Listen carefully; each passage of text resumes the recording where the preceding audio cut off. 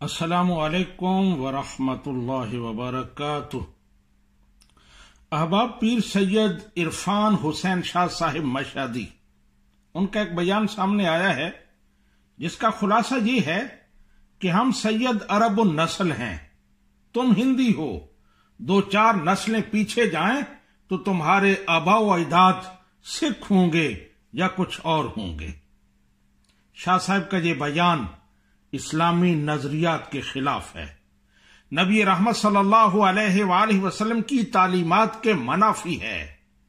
نبی رحمت صلی اللہ علیہ وآلہ وسلم نے ارشاد فرمایا، لا فضل لعربی علی عجمی، کسی عربی کو اجمی پر کوئی فضیلت حاصل نہیں ہے۔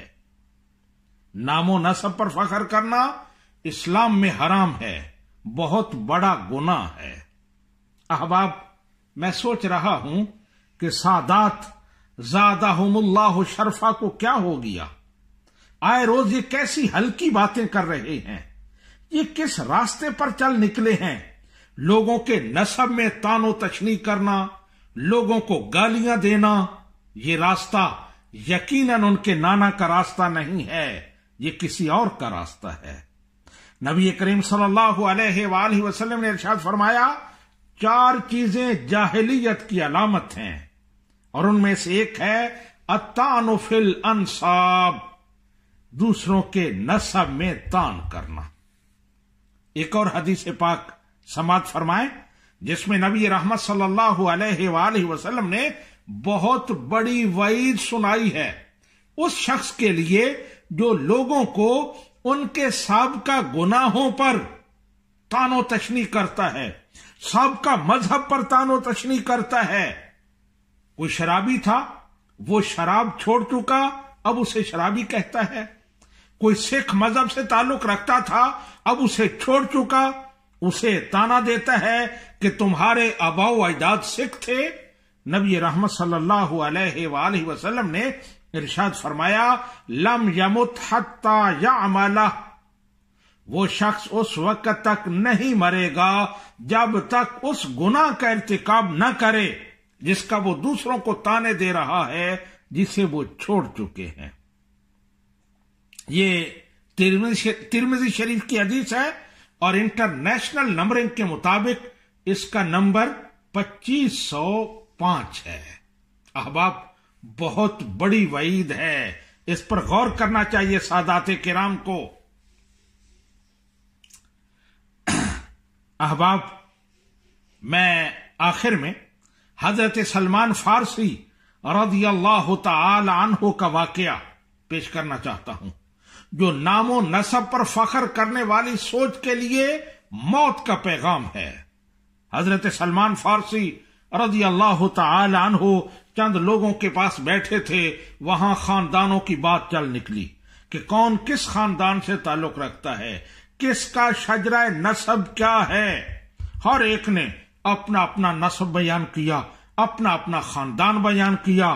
حضرت سلمان فارسی رضی اللہ تعالی عنہ کی جب بات چلی، کون سلمان فارسی؟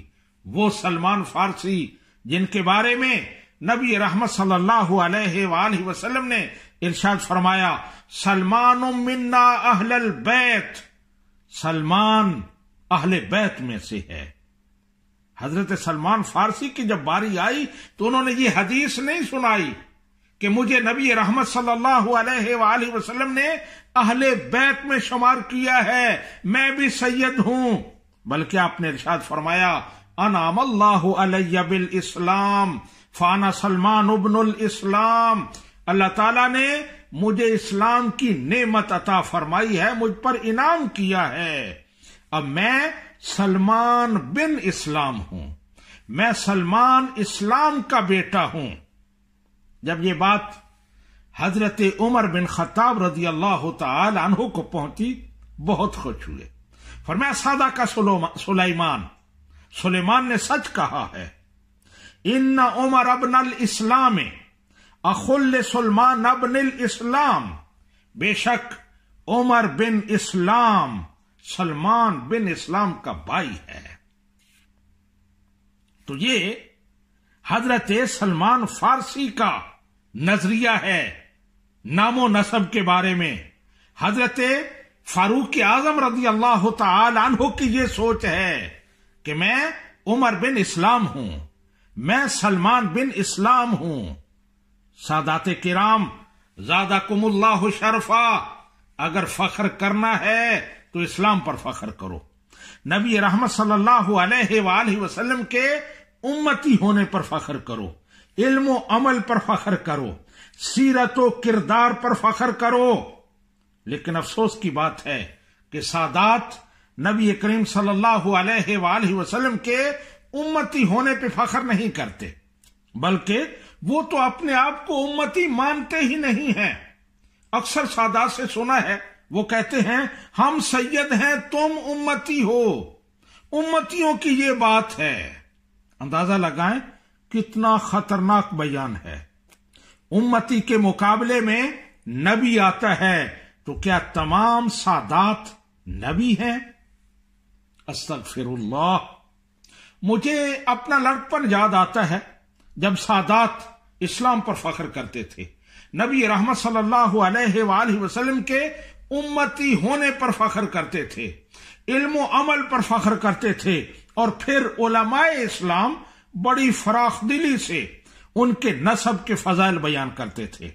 لیکن نسب کے فضائل سن کر سادات میں غرور و تکبر پیدا نہیں ہوتا تھا، بلکہ اور عاجزی اور انکساری آ جاتی تھی۔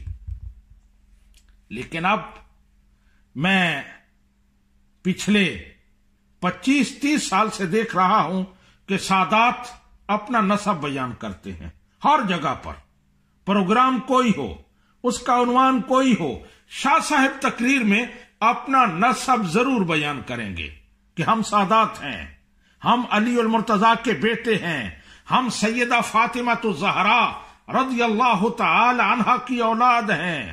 جو ہمارے ہاتھ چومتا ہے وہی سچا اور پکا مسلمان ہے، اور جو اس معیار پر پورا نہیں اترتا وہ اپنی خیر منائے۔ اب اس کا رزلٹ یہ نکلا ہے کہ علماء نے سادات کے وہ نسب کے فضائل بیان کرنا چھوڑ دیے ہیں، کیونکہ یہ خود بیان کر رہے ہیں، اور اس میں علماء کا قصور نہیں ہے، یہ قانون فطرت ہے۔ ایسا ہوتا ہے کہ جب بندہ خود اپنی عظمتیں بیان کرنا شروع کر دے تو پھر قدرت اس سے ہاتھ اٹھا لیتی ہے۔ حدیث پاک ہے حضرت ابوبکر صدیق رضی اللہ تعالی عنہ کا کسی سے اختلاف ہو گیا، وہ حضرت ابوبکر صدیق کو برا بھلا کہنے لگا۔ حضرت ابوبکر صدیق خاموش تھے، کوئی جواب نہیں دے رہے تھے۔ نبی رحمت صلی اللہ علیہ وآلہ وسلم مسکرا رہے تھے۔